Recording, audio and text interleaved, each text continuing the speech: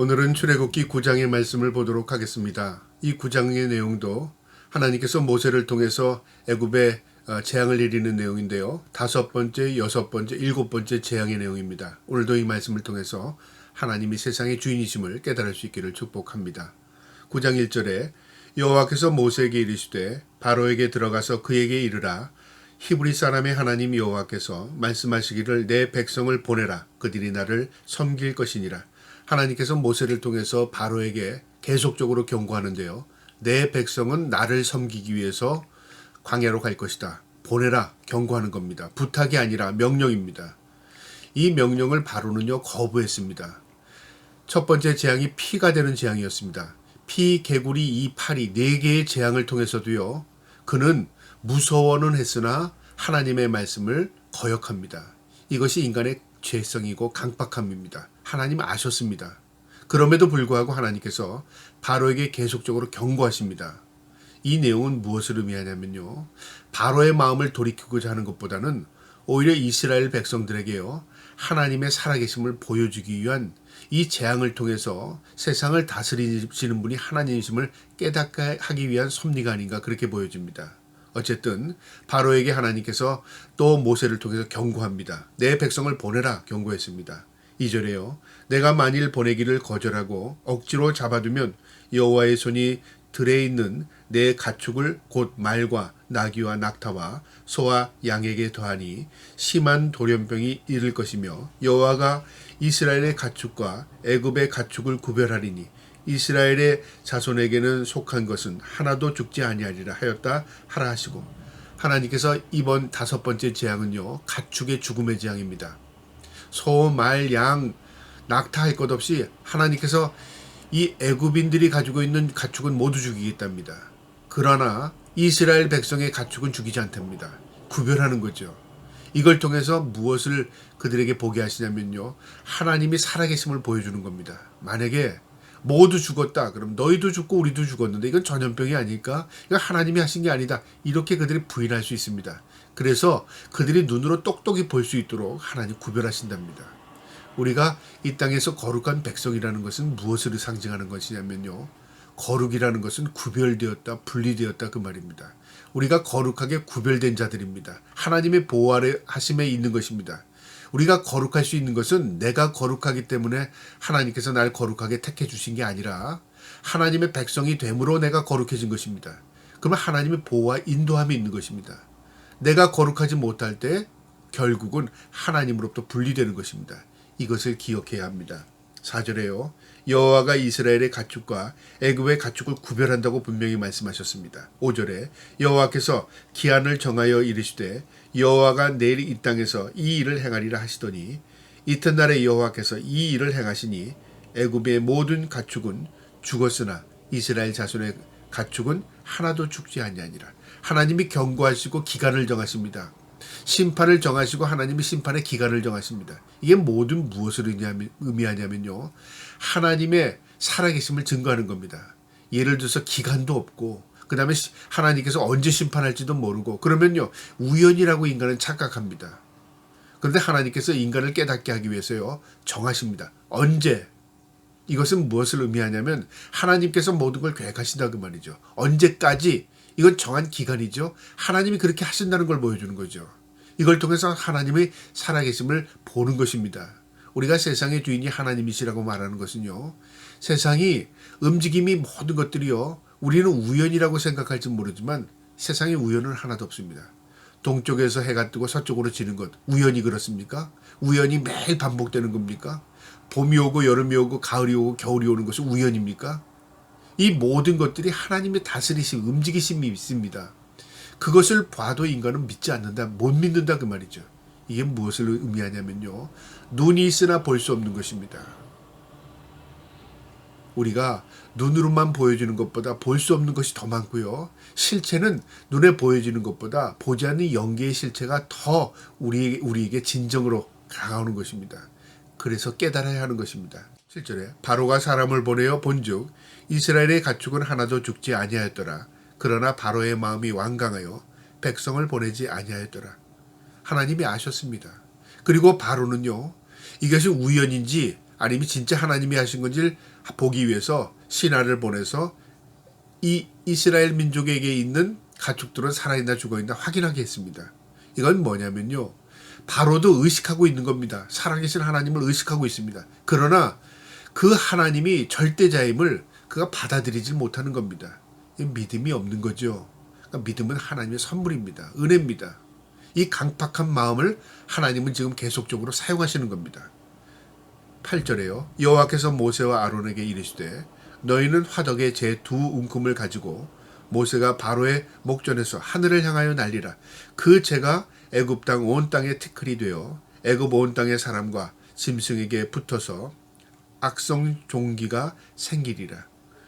이제 하나님께서 여섯 번째 재앙을 내리는데요, 이 강팍한 마음을 계속적으로 고통을 주기 위해서 이제는 재를 가지고 두 움큼 지어다가 바로 앞에서 그것을 공중에 날리랍니다. 그러면 그 재, 먼지 같은 그 재가요, 악성 종기로 흩어지면서 이제 사람과 동물을 가릴 것 없이 모두 고통스럽게 만든다는 거죠.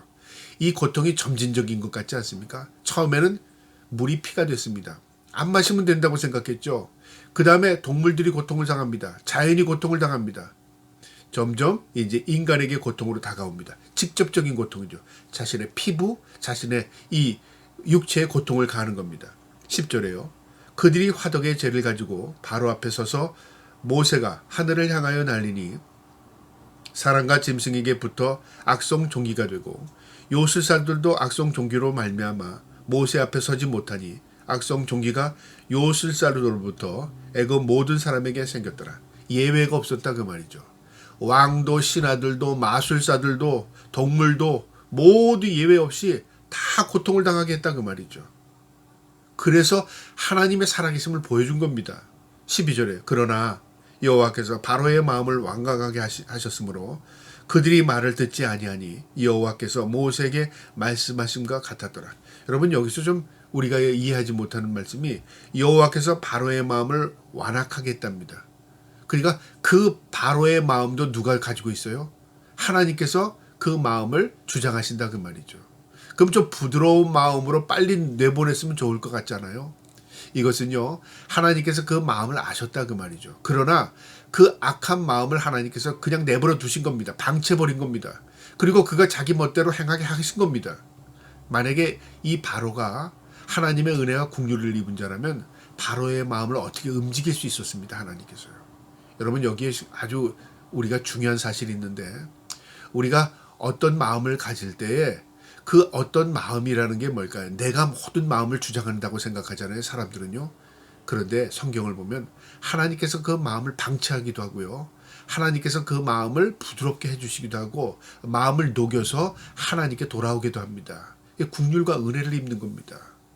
여러분, 그래서 우리가 우리 자신을 위해서도 기도해야 되지만 자녀들을 위해서 기도해야 되고요, 우리의 이웃들, 형제들을 위해서 기도해야 합니다.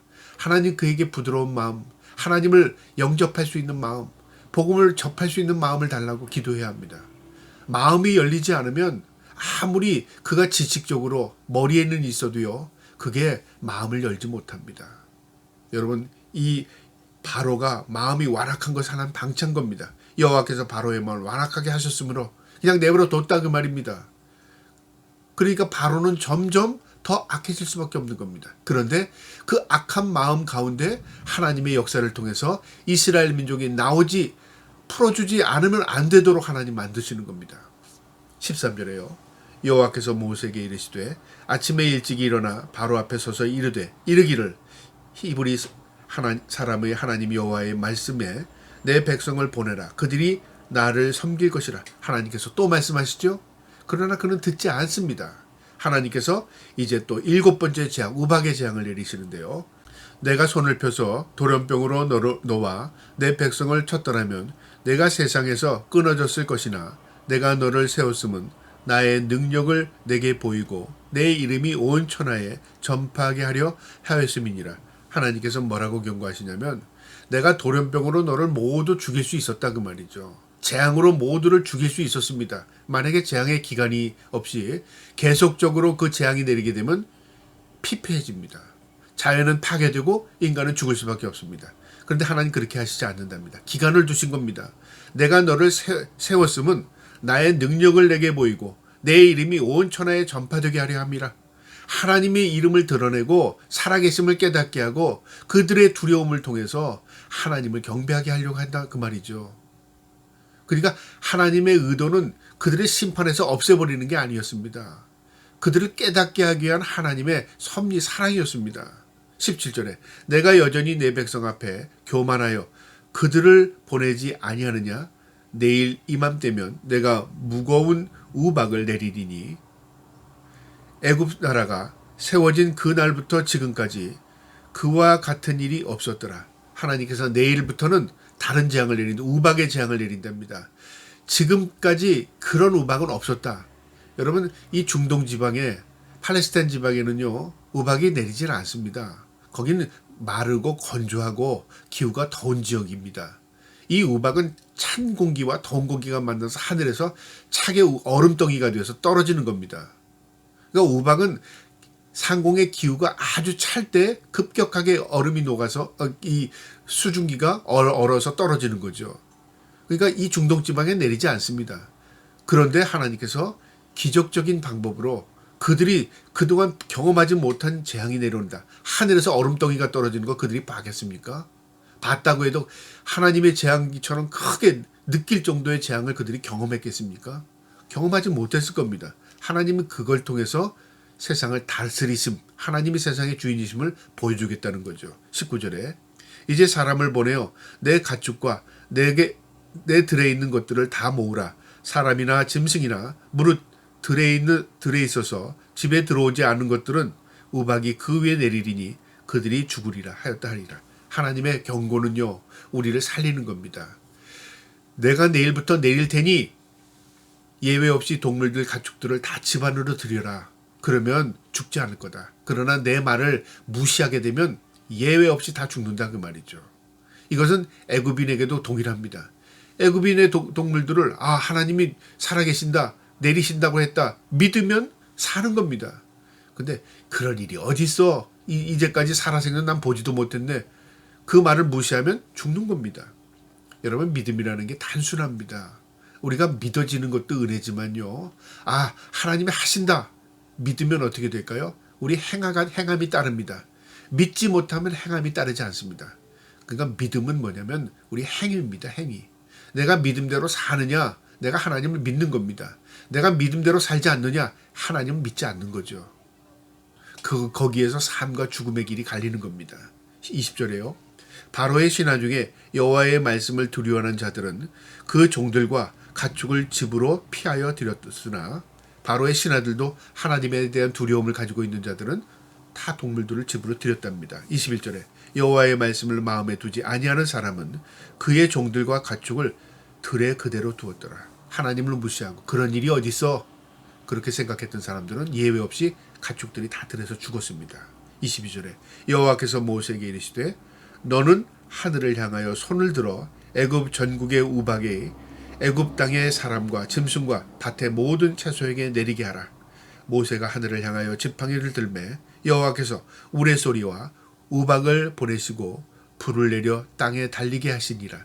여호와께서 우박을 애굽 땅에 내리심에 우박이 내림과 불덩이가 우박에 섞여 내림이 심히 맹렬하니 나라가 생긴 그때부터 애굽은 온 땅에는 그와 같은 일이 없었더라. 하늘에서 우박이 떨어지고 번개가 쳐서 불덩이가 떨어지고 얼마나 무섭고 두렵겠습니까?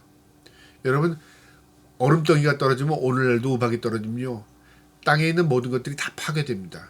동물 식물뿐만 아니라 인간이 가지고 있는 모든 것들이 다 피폐해지고 파괴가 됩니다. 사용할 게 없습니다. 이처럼 망가진다 그 말이죠. 근데 여기에 기준이 뭐예요?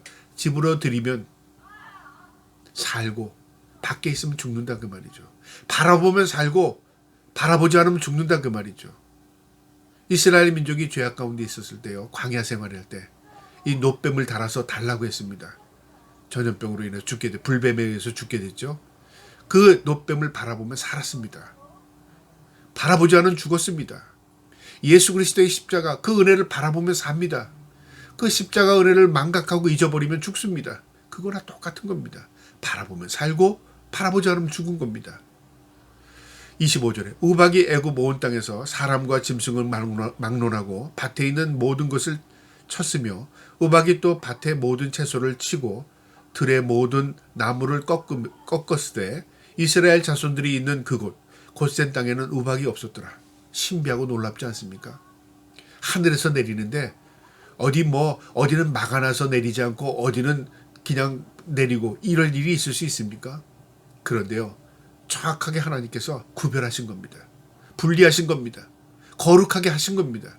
우리가 하나님의 백성으로 거룩하게 사는 것은 하나님께서요 구별하시는 겁니다. 재앙 가운데서도 구별하십니다. 이게 놀라운 하나님의 은혜 아니겠습니까? 이스라엘이 그걸 경험하는 겁니다. 27절에 바로가 사람을 보내어 모세와 아론을 불러 그들에게 이르되 이번은 내가 범죄하였노라. 여호와는 의로우시고 나와 나의 백성은 악하도다. 바로가 무서워서 모세에게 아론에게 이렇게 말합니다. 내가 이번에는 범죄했다. 저번에는 범죄 안 했고 이번엔 범죄했습니까? 그 말은 무슨 말이냐면 두려움이 가중되는 겁니다. 이번에 진짜 내가 잘못했으니까 용서해주고 이 재앙을 빨리 멈춰달라는 거죠. 이것은 하나님에 대한 두려움뿐만 아니라요, 빨리 이 재앙을 멈추게 하고자 하는 이 강박한 마음입니다. 하나님을 믿은 게 아니라 그 말이죠. 우리가 어떤 일에 있어서요 두려움 갖게다. 아이고 하나님 살려주세요. 안 믿는 사람도 그럽니다. 왜 그럴까요? 이 두려움이 빨리 지나가도록, 이 재앙이 빨리 지나가도록 그렇게 하나님을 찾는 거죠. 그러나 그 재앙이 멈추고 그 재앙이 넘어가면 어떻게 될까요? 또 무시합니다.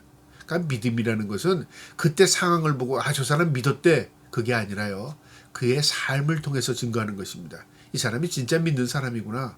이 사람이 그때만 위기만 넘기려고 하는 사람이구나. 그것은요, 그 삶이 그것을 증거합니다. 28절에요. 여호와께 구하여 이 우레소리와 우박을 그만 그치게 하라. 내가 너희를 보내리니 너희가 다시는 머물지 아니하리라. 모세가 그에게 이르되 내가 성에서 나가서 곧 내 손을 여호와를 향하여 펴리니 그러하면 우레소리가 그치고 우박이 다시 일어나지 아니할지라. 세상에 여호와께서 속한 줄을 왕이 알리라. 내가 이제 하나님께 구할 것이고 나가면 이 우박이 그칠 것이다.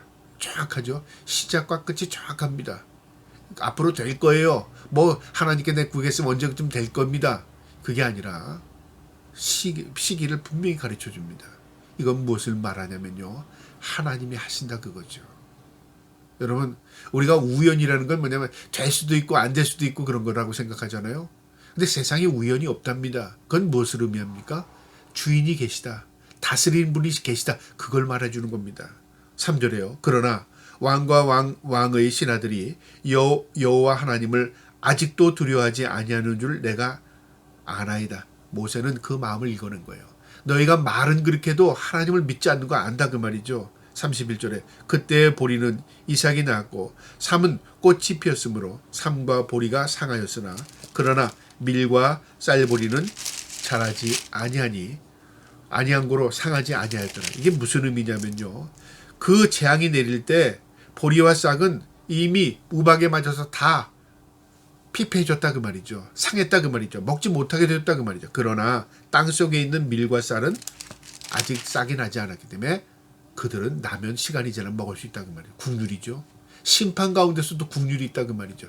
지금은 너희가 힘들지만 조금 기다리면 너희가 그것으로 해서 멸망하지 않고 다시 생계를 유지할 수 있게 될 것이다 그 말이죠. 그건 뭐냐면 하나님에 대한 사랑입니다.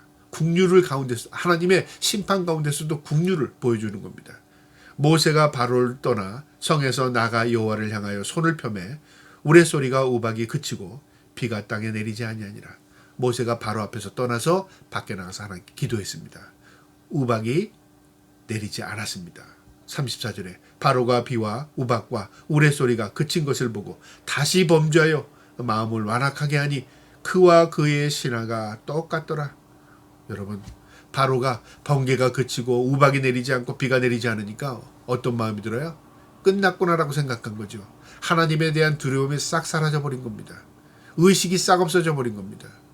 여러분, 우리가 때로는요, 믿음을 이렇게 살아가는 사람이 있어요. 믿음 있다고 하면서도 교회 생활과 세상 생활이 달라요. 또 세상에 살아갈 때요, 하나님 안 보이시는 걸로 착각하고 살죠. 이거 의식이 없는 겁니다.